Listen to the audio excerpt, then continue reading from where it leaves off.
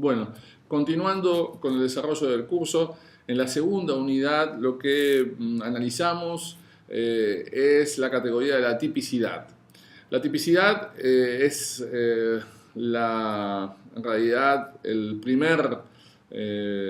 la primera exigencia sistemática en el análisis de un caso.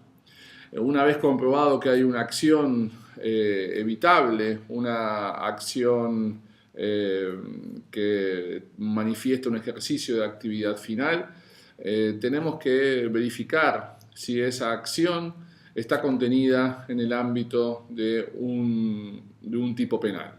Para esto, en la tipicidad lo que se produce es la vinculación entre una norma determinada, una norma imperativa, una norma que define un deber de actuar o de omitir, y una descripción fáctica del supuesto de hecho, es decir, los hechos. Se trata de saber si en el caso se ha infringido una norma que imponía un deber de actuar a través de un delito omisivo o un deber de omitir, de no realizar una conducta a través de un delito comisivo, es decir, violando una norma prohibitiva. Por ahora nos ocuparemos de esta primera hipótesis, de esta segunda hipótesis, perdón, que es la violación de una norma prohibitiva, es decir, a través de un delito comisivo.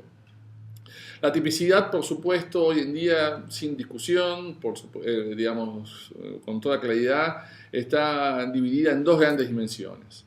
Una dimensión objetiva y una dimensión subjetiva.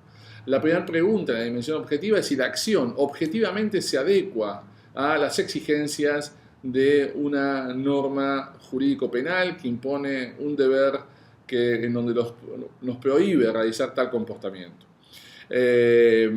Para esto, la primera aproximación tiene que ver con una descripción semántica de la definición lingüística que haga el legislador en la descripción del hecho.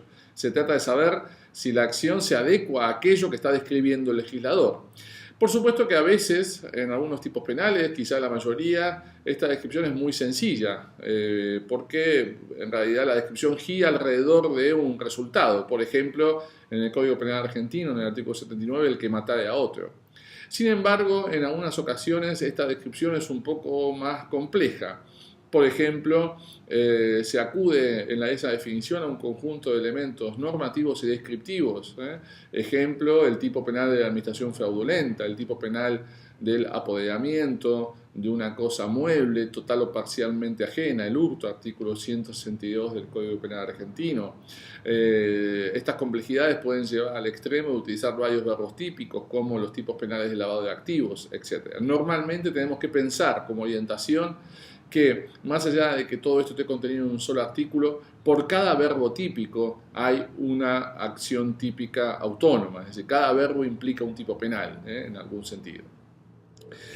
Normalmente en los delitos de lesión, aquellos que separan la acción de un resultado, por ejemplo el homicidio en el artículo 79, tenemos que ocuparnos también en el tipo objetivo de vincular acción y resultado.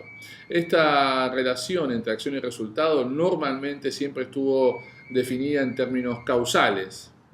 Esta relación causal a comienzos del siglo XX planteaba a través de la teoría de equivalencia de las condiciones la pregunta acerca de si suprimida mentalmente ese comportamiento se evitaba o no la producción de un resultado determinado.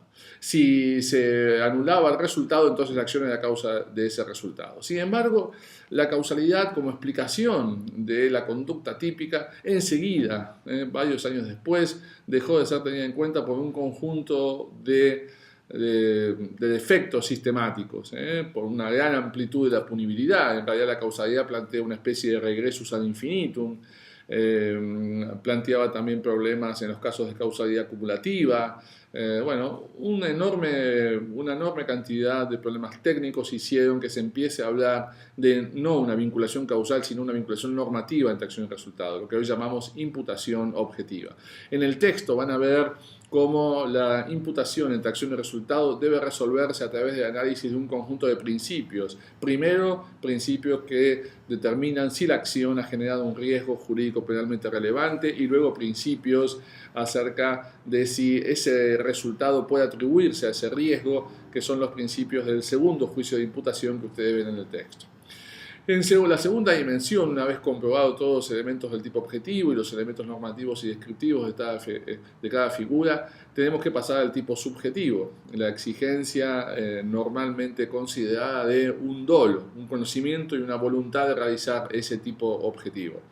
Este dolo que acompaña normalmente las figuras, cuando no lo acompaña es porque el legislador nos indica puntualmente y de modo muy preciso que se trata de una conducta culposa, negligente, que no requiere la exigencia de este dolo, pero esto no es lo usual, es decir, normalmente el legislador exige un tipo subjetivo. Hay más tipos dolosos que tipos imprudentes. En nuestro Código Penal tenemos un sistema de números clausus de los delitos imprudentes.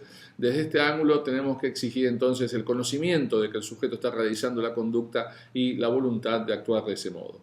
Hoy en verdad se cuestiona en la doctrina más moderna si es necesario o no ese elemento volitivo, además del elemento cognitivo.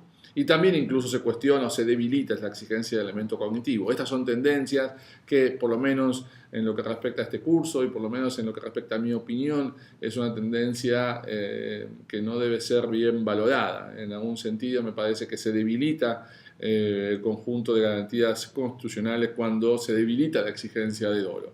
El dolo se confirma de modo negativo, es decir, hay dolo en principio, salvo que aparezca lo que llamamos un error de tipo, un error sobre los elementos del tipo objetivo. Cuando el sujeto tiene un error sobre los elementos esenciales del tipo objetivo, entonces esto excluye el dolo. Si el error es inevitable, se excluye el dolo y también la eventualidad de una conducta imprudente. Si es evitable, se excluye el dolo, pero subsiste la chance, luego debe verificarse, de la apreciación del comportamiento como un comportamiento culposo. Muchas gracias.